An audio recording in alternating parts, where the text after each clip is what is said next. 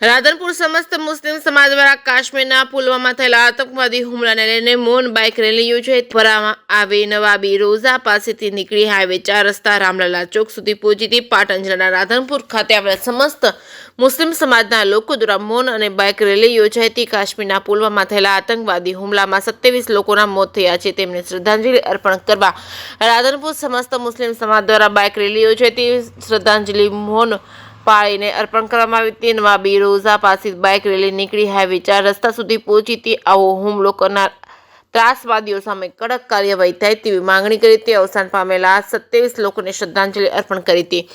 મુસ્લિમ સમાજ રાધનપુરનો રાષ્ટ્રવાદીઓની વિરોધી અને અમે ભારત સરકારની સાથે છીએ તેવું મુસ્લિમ સમાજના લાગણીઓએ જણાવ્યું હતું અને ગમે ત્યારે મુસ્લિમ સમાજની આ દેશને જરૂર પડે ત્યારે ખડે પગે દેશ માટે લડવા માટે તૈયાર છે તેઓએ મુસ્લિમ સમાજના આગ્રહને જણાવ્યું હતું।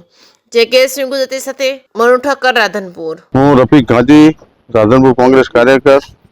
જે પહેલગામમાં હુમલો થયો તેને અમે સખત શબ્દોમાં વખોડી કાઢીએ છીએ અને તમામ મુસ્લિમ સમાજ ગભેથી ગભો મિલાઈને ભારત સરકારના હારે છે અને આતંકવાદ વિરુદ્ધ અમે ગમે ત્યાં જરૂર પડે ત્યાં ભારત સરકારના હંગાત છીએ। જ્યારે અવાજ કરશે તમે અને આવા આતંકવાદીઓને સખતમાં સખત સજા આપી અને એવો દાખલો બેસાડવો જોઈએ ફરીવાર કોઈ આવા આતંકવાદી ભારતના કોઈ પણ ખૂણે કોઈ પણ જાતની એવી ગેરપ્રવૃત્તિ કરે નહીં।